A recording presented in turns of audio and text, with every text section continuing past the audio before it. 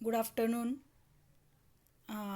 आज आपण environmental management या लेसनचा हा पुढचा व्हिडिओ आज आपण पाहत आहोत.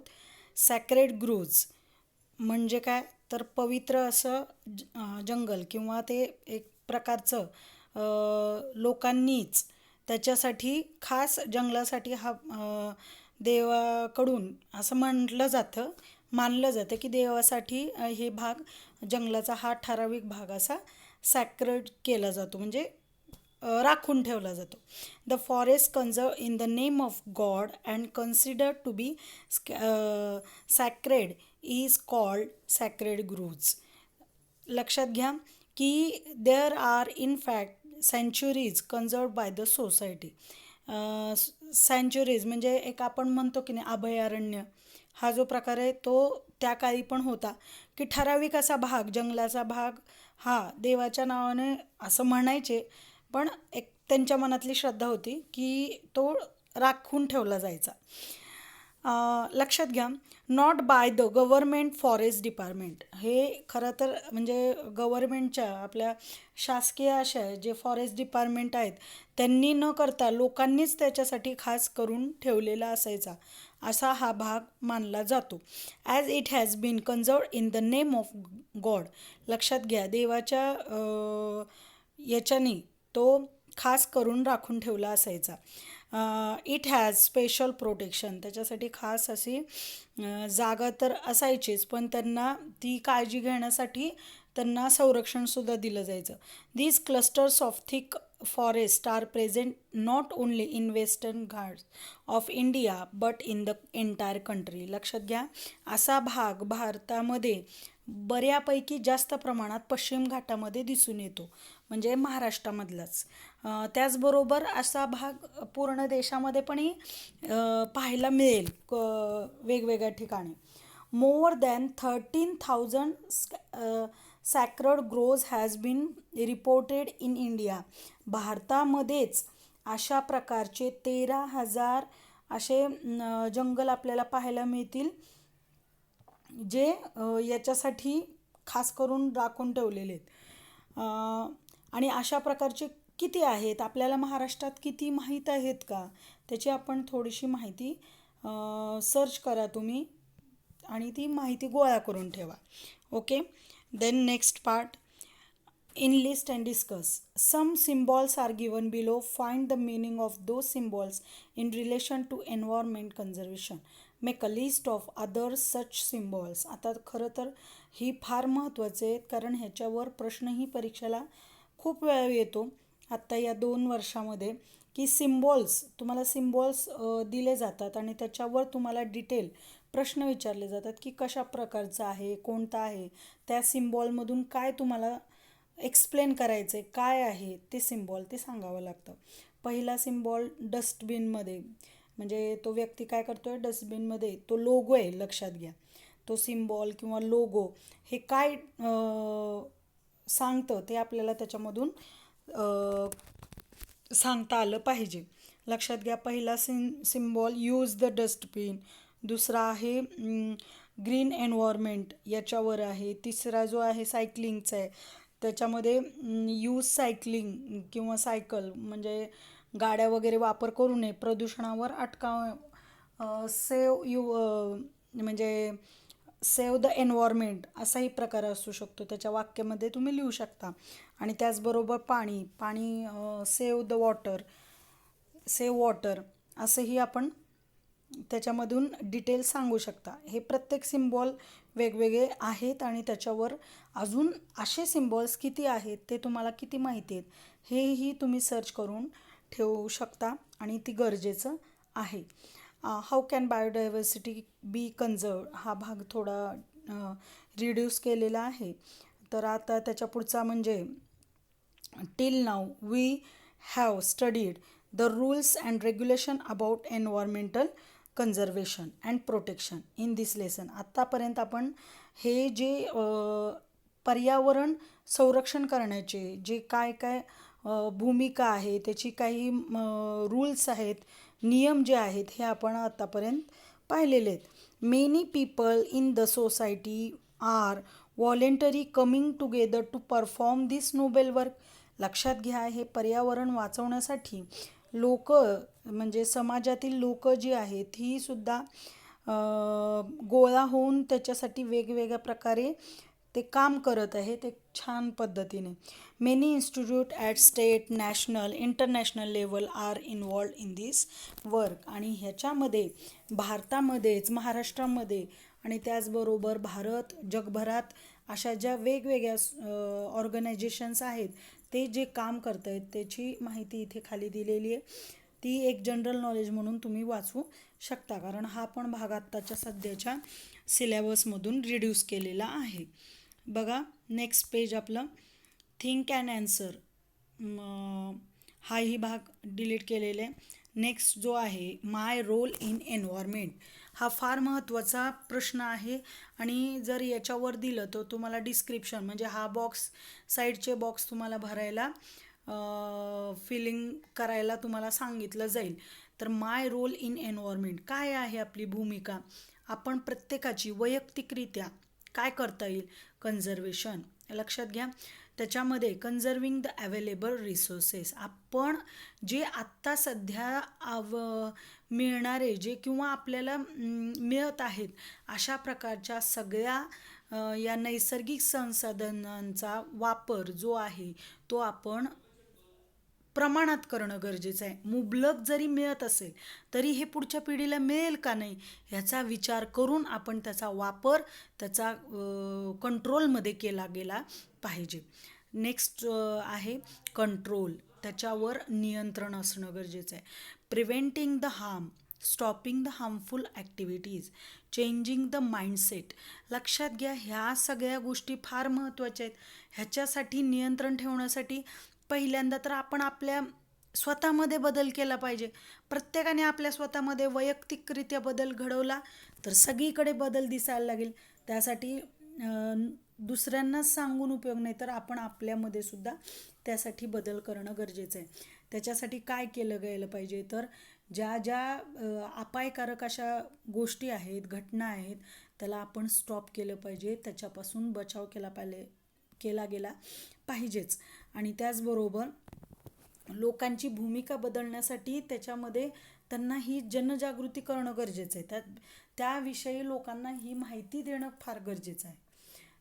नेक्स्ट पार्ट आहे production, revive of harm factors of environment, attempting the innovation. लक्षात घ्या, आता एकच उदाहरण देते. आता गणपती येत आहेत, गणपतीमध्ये खूप जण थर्माकोलचे वगैरे काय म्हणतात त्याला मखर बनवायला वगैरे आपण करतो, तर ते थर्माकोलचे नाही करायला पाहिजे. कागदी, कापडी किंवा वेगवेगळ्या प्रकारचे हे मखर बनवायला काय हरकत आहे. किंवा ते करतानाच आपण ह्याच्यामधून आपल्या पर्यावरणाला काही हानी होणार नाही ह्याचा आपण विचार केला गेला पाहिजे. आपल्या रोजच्या ज्या जीवनात वापरल्या गेलेल्या गोष्टी आहेत, जे आपण काम करतो त्याच्यामधून आपल्या पर्यावरणाला तर आपण हानी पोचवत नाही ना, ह्या गोष्टीचा आपण विचार करणं गरजेचं आहे. आणि त्याचे अशासारख्या पदार्थांचं उत्पादनच बंद केलं गेलं पाहिजे, हे गरजेचं आहे. पुढचा भाग आहे प्रिव्हेन्शन, प्रिझर्वेशन, नंतर प्रिव्हेन्शन आहेच आहे. Preserving whatever has been left over, remedies to prevent the further loss, preserving unknown region. लक्षात घ्या, ह्याच्यामध्ये प्रिझर्वेशन झालं पाहिजे. आता आपल्याला ह्या गोष्टी जंगल वगैरे हे कमी होत चालले रे. आता ज्या भागामध्ये शहर, आता पुणे शहर किंवा आपण आपल्या महाराष्ट्रातली मुंबई पहा, पुणे बघा, नाशिक आहे, आपला सोलापूर जिल्हासुद्धा इतका वाढलेला आहे. जिल्हा म्हटलं तरी सोलापूर आधी शहर म्हटलं तर इकडे बाळं वगैरे किती वाढत गेलेले. ह्या गोष्टी पुण्यामध्ये सुद्धा किंवा मुंबई बघा, मुंबई आता बदलापूर, कल्याण, डोंबिवली सगळं मुंबईमध्येच म्हणतो आपण. इकडचा पनवेलकडचा वगैरे भाग हे का वाढत चाललेलं आहे. जंगल कमी झालं आहे पण शहर वाढत चाललेलं आहे. हे आपल्याला स्टॉप करता आलं पाहिजे. ह्याच्यावर वेगवेगळे उपाययोजना करणं गरजेचं आहे. त्याच्यासाठी काही ठराविक भाग हा प्रिझर्व केलाच गेला पाहिजे आणि तिथे जंगलाशिवाय दुसरं काहीच नसावं असं एक. आणि फॉरेस्ट डिपार्टमेंटचे पण आहेत ठराविक असे भाग की तिथं कोणतंही म्हणजे प्रिझर्व केलेलं आहे की तिथे दुसऱ्या गोष्टी बांधकाम किंवा लाकूड तोड अशी होऊ नये यासाठी काळजी घेतली जाते. पुढचा आहे preventing possible harms, designing new plants, factors harmful to environment. लक्षात घ्या, वेगवेगळे जे गोष्टी आहेत, घटना आहेत ज्या एन्व्हायरमेंटला, पर्यावरणाला हानिकारक आहेत त्या कमी करणं गरजेचं आहे, बंद करणं गरजेचं आहे. त्याच्यासाठी नवीन अशा गोष्टी, आता मी एकच उदाहरण दिलं की थर्माकोलऐवजी तुम्ही काय वापरा, कागदी पिशव्यांचं किंवा कागदांचा मखर बनवा. वेगवेगळे नवीन डिझाईन करा की ज्याच्याने आपल्या पर्यावरणाला हानी नाही पोहोच. असे वेगवेगळे तुम्ही नवीन प्लॅन काढा, नवीन भूमिका करा. गणपतीचा आहे, गणपती POPचा करण्यापेक्षा शाडूचा करा. तीच माती परत झाडांना घाला. आता आजच सकाळी मी पाहिलं की मध्ये गणपती बनवतानाच त्याच्यामध्ये रोपांच्या जे बिया आहेत त्या घातल्या गेल्यात. म्हणजे तो जर गणपती ती माती जर गणपतीची जमिनीमध्ये गेली तर त्याच्यापासून नवीन रोपांची निर्मिती होईल. असे नवीन नवीन जे प्लॅन आहेत ते करणं गरजेचं आहेच. Awareness, education, guidance, awareness, imitation, organisation and participation. लक्षात घ्या, ह्या सगळ्या गोष्टीमध्ये प्रत्येकाची वैयक्तिक भूमिका आणि त्याचबरोबर सामाजिक भूमिका या दोन्हींचा विचार करून या सगळ्या गोष्टी बाबतीत लोकांना जागृती करणं गरजेचं आहे.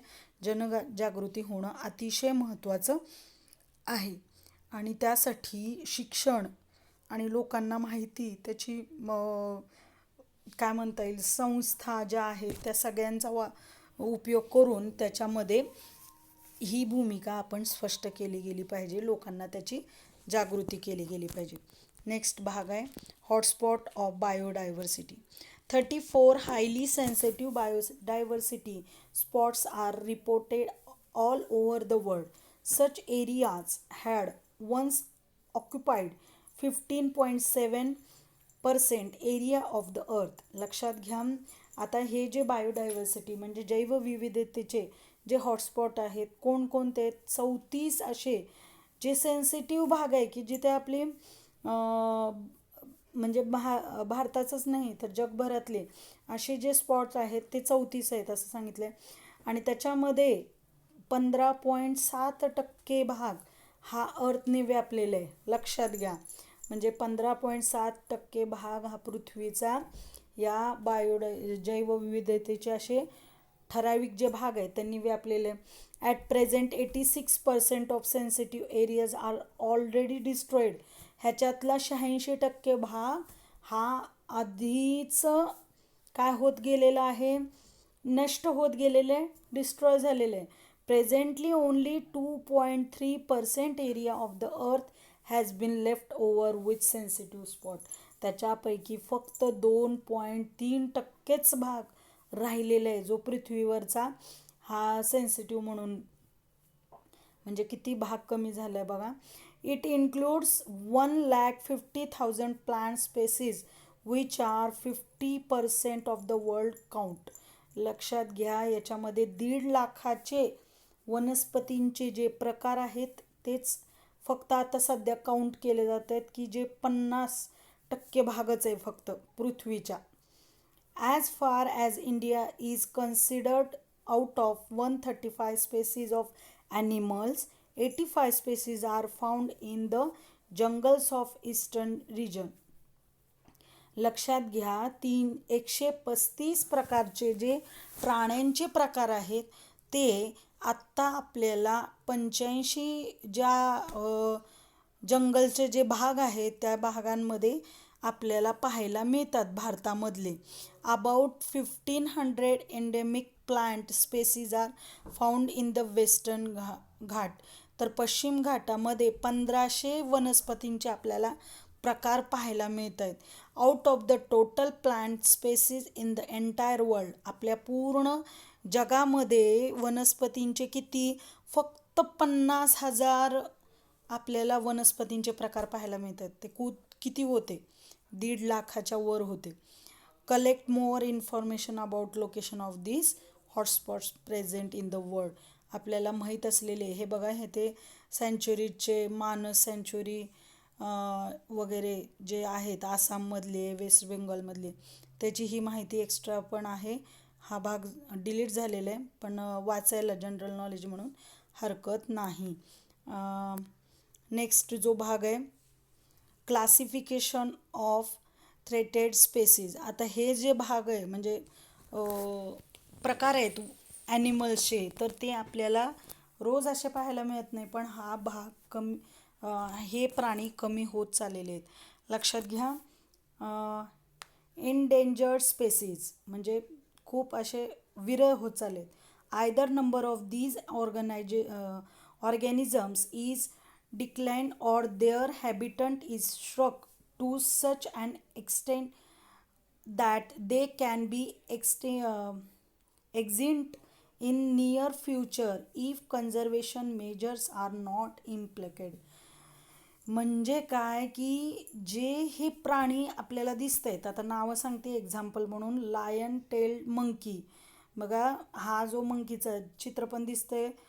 परत लेसर फ्लोरिकन जो आहे हा प्रकार, हा कसा होत चाललेला आहे, कमी होत चाललेला आहे. इतका कमी होतोय की तो आपल्या पुढच्या भविष्यामध्ये आपल्याला पाहायलाही मिळणार नाही. Rare species, number of these organisms is considerably decline. Organisms of these species being endemic may be become existent very fast. Red panda and musk deer. हा जो रेड पांडा म्हणून बघा, लाल रंगाचं जे दिसते मांजरीसारखंच वाटते पण तो पांडा आहे, तर तो जो प्रकार आहे तर तो ही रेअर स्पेसीजमध्ये मोडतोय. आता दुर्मिळ अशी झालेली ही प्रजात. परत vulnerable species, number of these organisms is extremely less or continuous to decline. Continuous decline in their number is worrisome reason. Example tiger and lion. आता हे तुम्हाला माहितीच आहे की वाघ आणि सिंह हे दोन्हीही असे आहेत की जे खूप त्यांचं प्रमाण कसं झालेलं आहे, कमी झालेलं आहे. पण ते त्या कंडिशनवर म्हणजे रेअर स्पेसीसच्या कंडिशनच्या बाँड्रीवर आलेत. रेअर झालेले नाही आहेत पण त्याच्या बाँड्रीवर आहेत. त्यांची संख्या ही कशी झालेली आहे, कमी झालेली आहे. चौथा प्रकार आहे indeterminate species. These organisms appear to be in danger but due to their some behavioural habitant like shyness there is no definite and substantial information. Example ग्लँड स्क्वेरल म्हणजे कोण, शेकरू. आता ही लक्षात घ्या. भीमाशंकर जो भाग आहे आपल्या पुण्याच्या जवळ, तर तो भीमाशंकरच्या या जंगलामध्ये हे शेकरू सापडतो किंवा पाहायला मिळतो. पण हा पूर्णपणे आताही तिथे त्या जंगलामध्ये वगैरे दिसतोय का नाही माहीत नाही, पण असेल. लक्षात घ्या. त्याचं इनडिटर्मिनेट स्पेसीज आहे तो. म्हणजे काय की तो त्याच्या शायनेसमुळे म्हणजे लाजाळूपणामुळे तो पाहायला लवकर मिळत नाही. लक्षात घ्या. आणि त्याच्यामुळे त्याची संख्याही ॲक्च्युली कळत नाही आहे आणि प्रमाण मात्र कमीच झालेलं आहे.